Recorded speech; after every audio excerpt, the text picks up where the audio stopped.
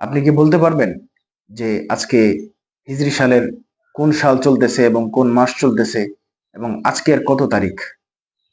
আসসালামু আলাইকুম রহমতুল্লাহ। সম্মানিত ভাইরা, নেসেসারি মেটামরফোসিসের দ্বিতীয় পর্বে আমাদের আজকের আলোচনার বিষয়বস্তু হলো হিজরি সালের গণনার গুরুত্ব সম্পর্কে।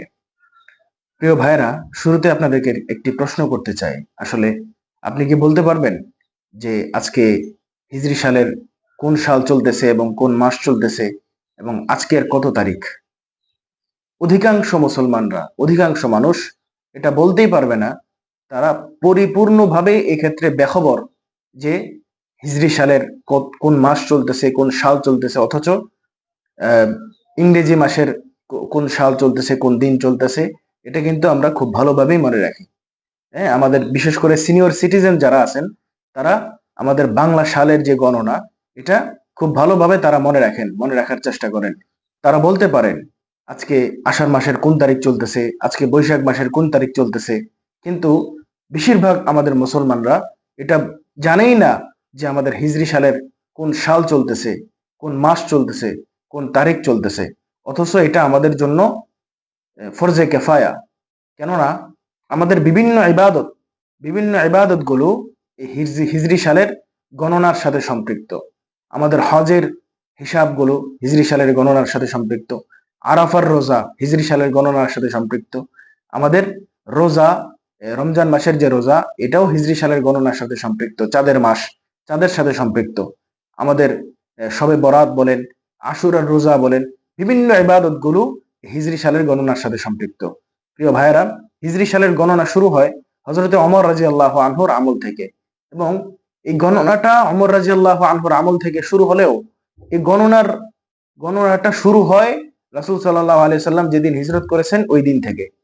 অর্থাৎ রাসূল সাল্লাল্লাহু আলাইহি ওয়াসাল্লাম যেই দিন হিজরত করেছেন ওই দিন থেকে এটার গণনা করা হয়। কিন্তু গণনা করা শুরু করা হয় ওমর রাদিয়াল্লাহু আনহুর আমল থেকে। অর্থাৎ রাসূল সাল্লাল্লাহু আলাইহি সাল্লাম দুনিয়াতে জীবিত থাকতে হিজরি সালের গণনা ছিল না।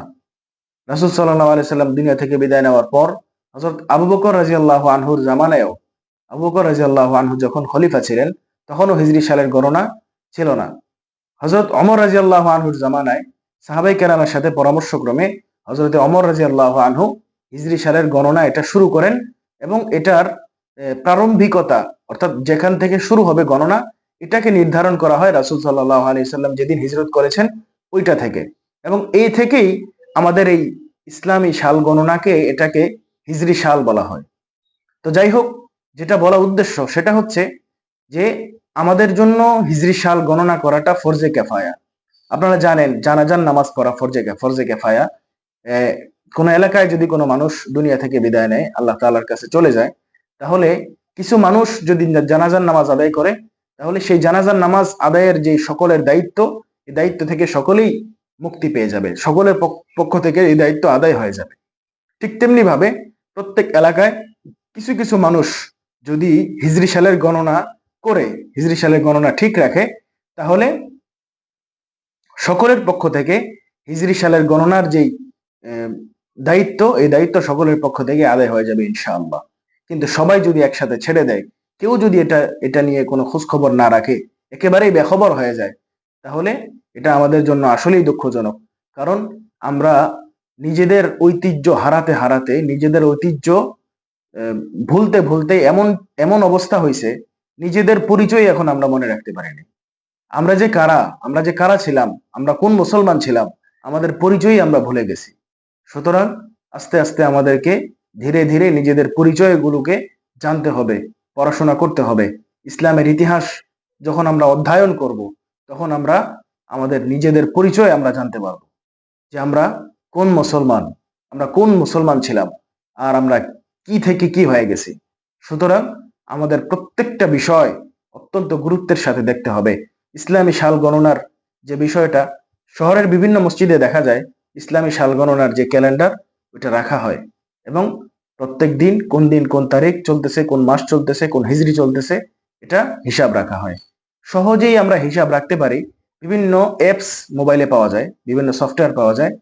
আপনি প্লে স্টোরে গেলেই অথবা অ্যাপ স্টোরে গেলেই বিভিন্ন সফটওয়্যার পাবেন, যেগুলোর মধ্যে ইসলামী হিজরি তারিখের গণনা, নামাজের সময়, কোরআনের অর্থসহ কোরআন, তারপরে বিভিন্ন কিতাবগুলো পাবেন। বিশেষ করে আপনাদেরকে আমি সাজেস্ট করতে চাই একটা মুফিদ এবং উপকারী অ্যাপ, সফটওয়্যার, যেটা মুসলিম বাংলা। আলহামদুলিল্লাহ আমি অনেকদিন যাবত এটা ব্যবহার করতেছি। অনেক ওলামায়ে কেরাম এটাকে ব্যবহার করেন। এখানে হিজরি সালের যে গণনা, নামাজের সময়গুলো, বিভিন্ন বিষয়গুলো খুব সুন্দরভাবে উপস্থাপন করা হয়, দেওয়া হয়। তো আমরা যদি এই সফটওয়্যারটা আমাদের মোবাইলে রেখে দিই, তাহলে আমাদের জন্য হিজরি সালের যে গণনা, এই গণনাটা রাখা আমাদের জন্য সহজ হবে। তো আমরা চেষ্টা করব যে হিজরি সালের যে গণনা, এটাকে প্রত্যেকেই সংরক্ষণ করার জন্য, যেন আমাদেরকে কেউ জিজ্ঞেস করলে আমরা বলতে পারি যে আজকে হিজরি এত সাল চলতেছে, অমুক মাস চলতেছে, অমুক তারিখ চলতেছে। প্রিয় ভাইরা, আমরা এই বিষয়টাকে অত্যন্ত গুরুত্বের সাথে দেখবো ইনশাআল্লাহ। আল্লাহ তাআলা আমাদের সবাইকে বুঝে শুনে আমল করার তৌফিক দান করেন। ওমা তৌফিকি ইল্লা বিল্লাহ। আসসালামু আলাইকুম ওয়া রাহমাতুল্লাহ। দেখা হবে আগামী পর্বে ইনশাআল্লাহ।